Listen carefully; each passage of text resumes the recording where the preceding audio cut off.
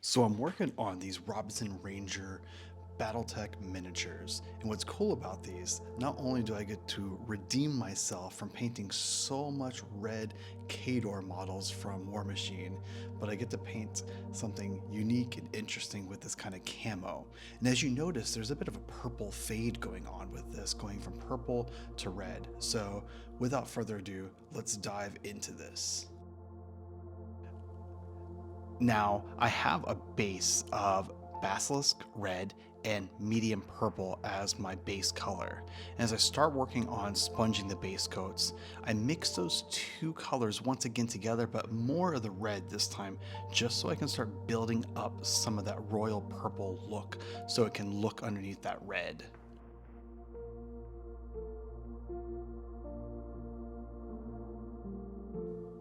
And I really want to make a lot of good coverage on this, so I switched the sponge to the smaller one so I can get more coverage.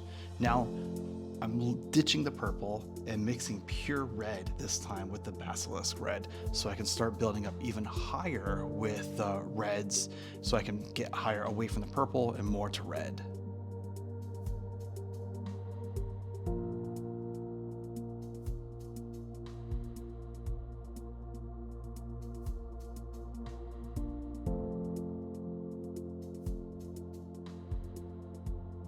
Next, I'm going to add more of the pure red into my mix base and go right back to the sponge method and try to build up layering higher and higher to that gradient.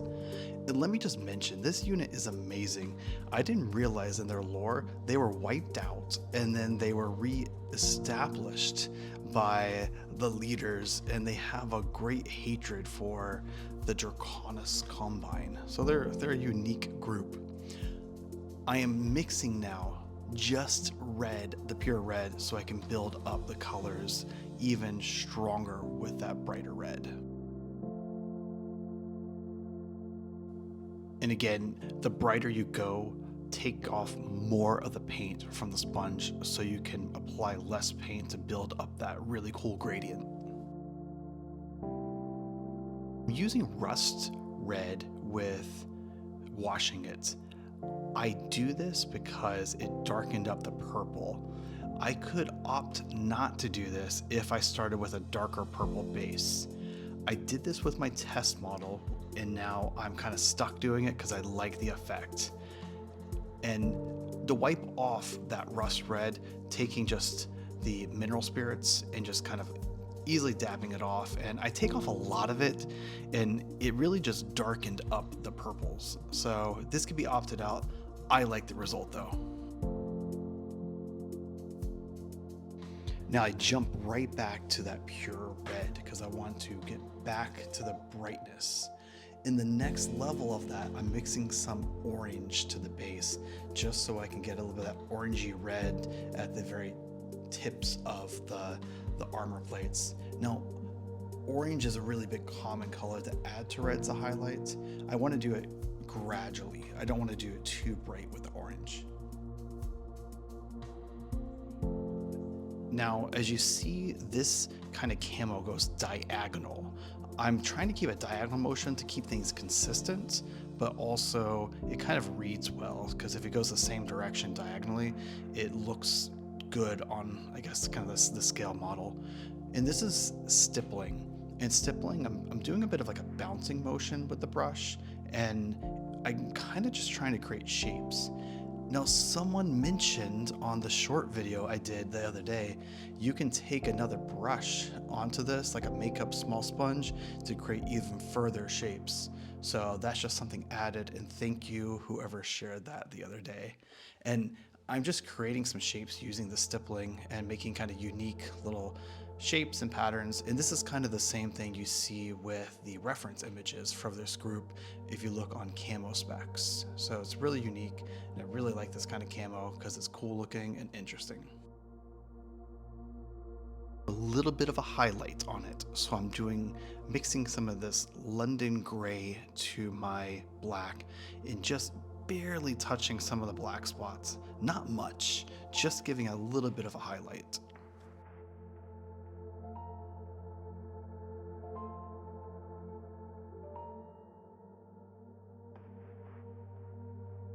Now to do my highlights, the edge highlighting, I'm mixing pure red with the blood chalice.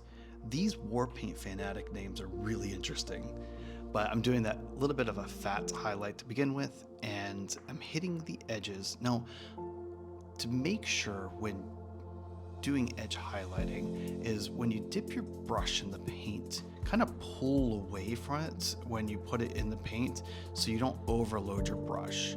If you overload the brush when you're doing edge highlighting, you'll make a big blop and it doesn't look good. So be mindful and know that you're going to go back and forth to the palette to get more paint. But I'm really happy just hitting these edges on it, and I feel like this is turning out pretty good. Well, the final highlight is just straight blood chalice.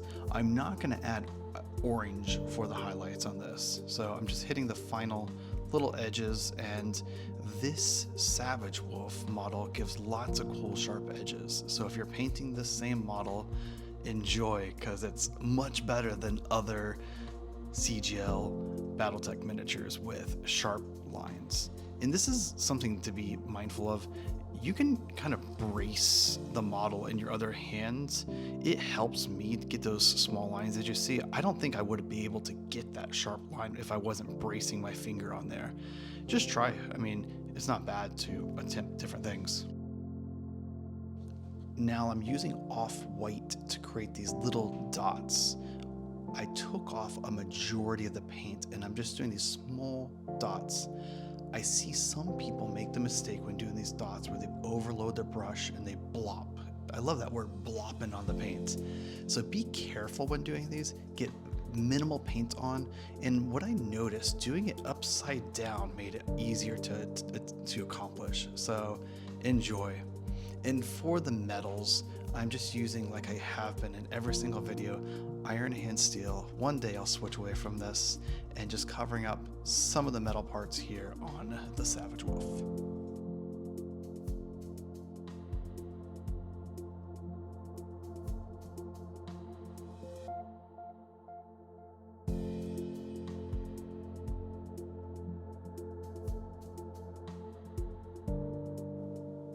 And it was mentioned in a previous video, what if I blop some of that metal and I on the previously highlighted material? I would probably glaze the red over. This has happened to me many times where I've worked on this gradient and I blopped the paint on. Just be mindful, glaze some paint over, and slow glazes should cover it up, and don't kind of like put a massive highlight red right over it. And to shade all the metals, just going straight with Nolan oil.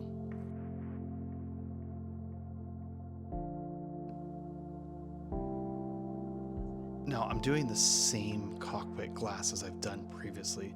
Be mindful, this Savage Wolf has a very thin line, so you have to be careful when painting this one. And just kind of building up here. And let me just mention, since I've done this before in other videos, this group, Robinson's Rangers, are loyal to their home planets, which is cool. Like, I like how they're loyal to where they're from, and they recruit from their home planet. So granted, that's probably like that in most groups, but I just thought it was interesting, and a little bit of lore from this group. Now you'll see I'm going to do something that I just started doing recently. After doing all my highlights, I'm going to glaze the dark green mixed with black. I'm doing this on the top left of all the cockpit panels to give a little bit of a dark gradient going from the top down to that highlighted area. I hope this reads well. This one in particular, because it has such a large space, and this is being treated like a glaze. A glaze is where you put a lot of the majority of the paint off of the brush and just kind of pushing down the paint to the area. And I think I did this one in particular with 2 layers of the glaze.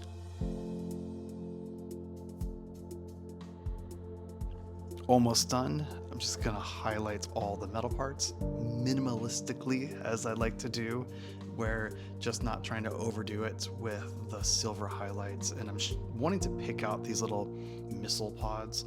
This is unlike the other Timberwolf because I can't see the missiles. I don't have to paint the missiles, but I really want to highlight the missile shoots. And I previously messed up this stage with my Green Mountain Boys group. Be careful when you are doing this battle damage. I overloaded my brush and I did black all over a nice green fade, but yeah. And finally, for the kind of guns, I'm using a light turquoise to paint over. Then I'll mix the light turquoise with the mint twister from Green Stuff World to get that center point.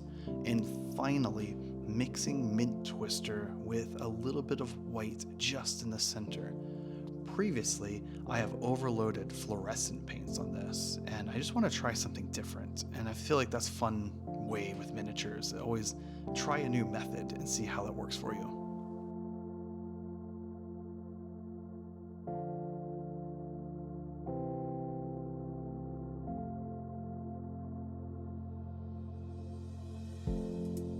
In the final touch, I'm just going to use that blood chalice and just do some scratches along the model just to kind of give it a little bit depth of contrast. I will add transfers, but I'm not going to include it in the video. I will show putting transfers on later, but I really don't like transfers, but putting them on this mech anyway. So here it is, once again, the Savage Wolf completed, and here's my other Mad Cat. I actually prefer the other Mad Cat model to the Savage Wolf, and here's where I flubbed up. Don't overload when you're doing the battle damage. I messed that up. And I'm thinking about stripping this. Let me know, do you strip your models to paint something else? And thank you guys for watching, and hope you have a fantastic week. And thank you so much for watching the Painted Topher, and let me know what you're painting and what excites you about painting.